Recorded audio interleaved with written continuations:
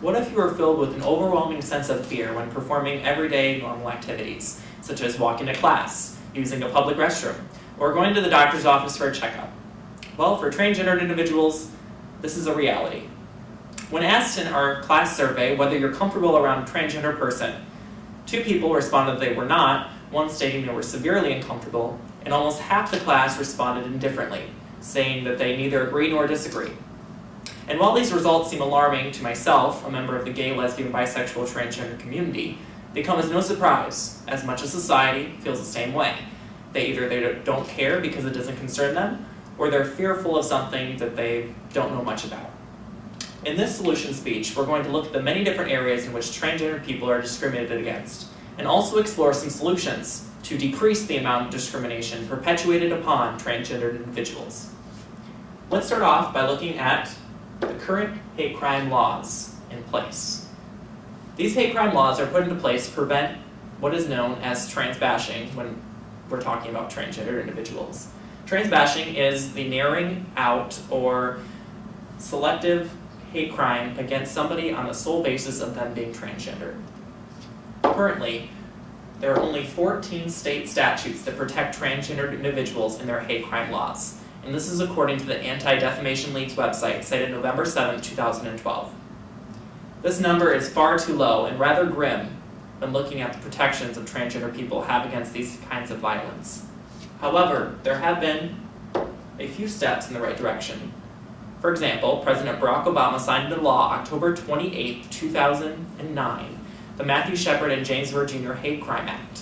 And while this act looks good on paper and is definitely a step in the right direction, it comes nowhere near close to full protection that transgender people rightfully deserve. It only gives the federal government limited investigatory and jurisdiction over hate crimes that are committed on the state level. The only way to achieve full protection for transgender individuals is for each and every state to introduce and enact legislation that would include gender identity in their state hate crime laws. I propose this as a solution because it is something that is effective at reducing the amount of hate crimes against any one minority. This can be proven when looking at the FBI's Criminal Justice Information Services Division's annually published Statistics Uniform Crime Reporting Program report. And when looking at that and looking at the minority of race, it found that the number of hate crimes committed against somebody based on their race decreased from 6,438 in 1985 to 4,934 in 2008. This is because the consequences for committing a hate crime are much more severe, because not only are you physically inflicting harm and violence and potentially killing one individual, you are also inflicting terror and fear upon that individual's entire community.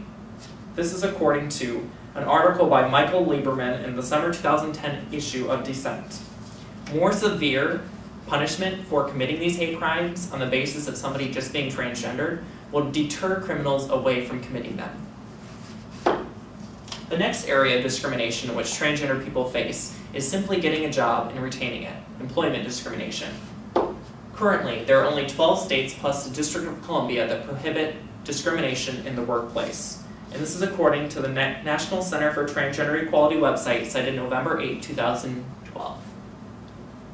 My proposed solution to level the playing field for transgender individuals is for Congress to introduce legislation such as an Employment Non-Discrimination Act. There has been legislation of this nature proposed in previous legislative sessions, however it has been rejected. One of which was called ENDA, Ensuring Opportunity for All Americans. Passing an act of this nature would make it illegal in every state for employers to discriminate an individual or a job candidate on the basis of them being transgendered or any other minority feature. The next area in which transgendered individuals face adversity is trying to obtain affordable health care. When asked in a San Francisco Department of Public Health survey in 1999, transgendered people, over 50% of them, responded that they do not have any form of health insurance. This is mostly in part to the fact that the insurance offered to them is extremely high rates, or they are denied in general. This is because transgender people have very high medical expenses as they try to match their mental gender with their physical gender. They have the same problems as somebody perhaps that has a pre-existing condition. The insurers don't want to have that liability, therefore they offer a very high rate, or they don't offer any coverage at all.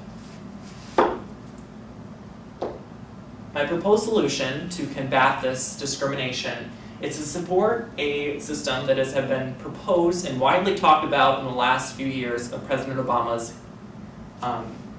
term, and that is his universal health care system known as Obamacare. Under Obamacare and the Affordable Care Act, which is a subdivision of Obamacare, it would make it illegal for insurers to discriminate against transgender people and, for the most part, discriminate against any individual for not conforming to societal norms, which is basically what transgender is in essence. Finally, societal stigmas. Transgender people not only face legal battles and discrimination, they also face discrimination and diversity in their everyday lives, whether it's using a public restroom or lack thereof, unisex restrooms, whether it is trying to obtain housing, whether it's purchasing a home or renting a home, just general societal disdain for being different, being judged in public when they're walking to class, having things shouted at them, and this also transcends into our school systems with bullying. So these are many different areas in which transgender people face verbal, physical, and or mental discrimination and hate. My proposed solution to combat and reduce this amount of hate, judgment, and discrimination is for Congress, and most importantly, the United States, to take a stand against this kind of discrimination. In order to do this, it would be passing a comprehensive civil rights bill that would send the message to all Americans that this type of discrimination is not okay, and that we, as a nation, if we want to be a nation that is equal opportunity for everybody, will not allow that type of hate, discrimination, and bigotry within our workforce, within our healthcare systems, and within our laws. In this solution speech, I have talked about the different areas in which transgender people face discrimination.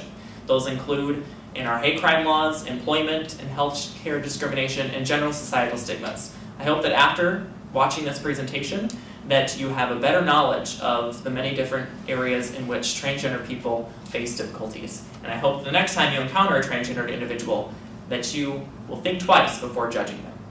Thank you.